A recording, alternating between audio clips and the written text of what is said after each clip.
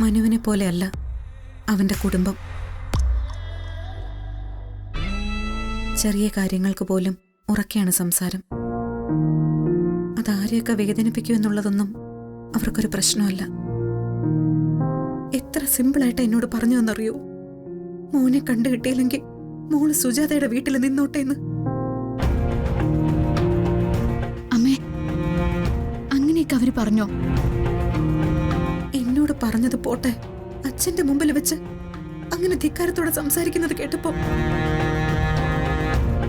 രഘുവേട്ടൻ എല്ലാം കേട്ട് നിന്നതേ ഉള്ളൂ. ബന്ധുക്കളോടുള്ള മര്യാദ. അപ്പോ ആ ബന്ധത്തില് ഒരു വിള്ളലുണ്ടാക്കിയത് ഞാനല്ലേ അമ്മേ? അമ്മയ്ക്ക് എന്നെ ചേർത്ത് പിടിച്ച് മതിയായില്ലേ?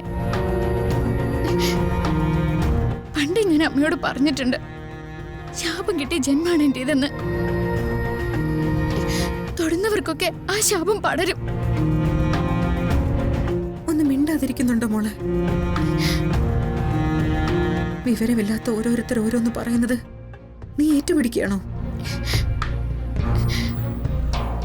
മുൻപൊക്കെ ചെയ്തിരുന്ന പോലെ ആദ്യമോൻ എവിടെയെങ്കിലും ഓടിപ്പോയതാണെന്ന് മനസ്സ് പറയുന്നു.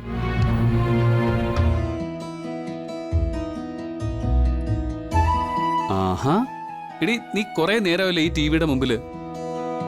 അച്ഛൻ സീ കേരളത്തിന് പുതിയ ലോഗോ ഉണ്ടോ? എവിടെ? ആഹാ, നല്ല രസമുണ്ടല്ലേ?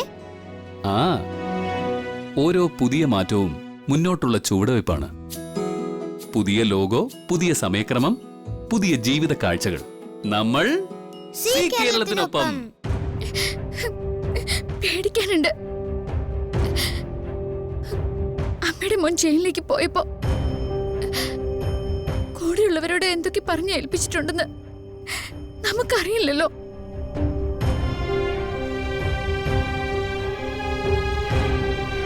എന്റെ ചിന്തയും ആ വഴിക്ക് തന്നെയാ മോളെ.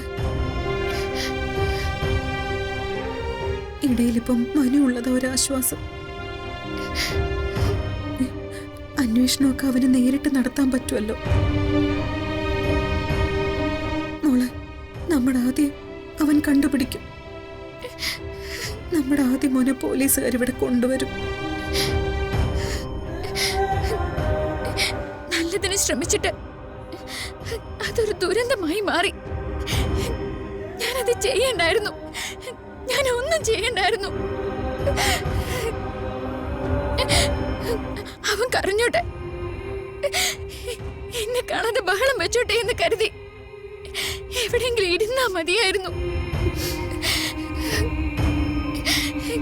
എങ്കിൽ എന്റെ മോൻ ഒരിടത്തും പോവില്ലായിരുന്നു.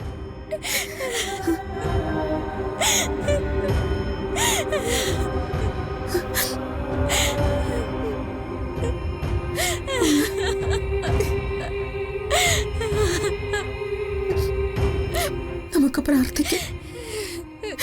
ദൈവങ്ങളെ വിളിച്ച് പ്രാർത്ഥിക്കും. കരയല്ലേ മോളെ?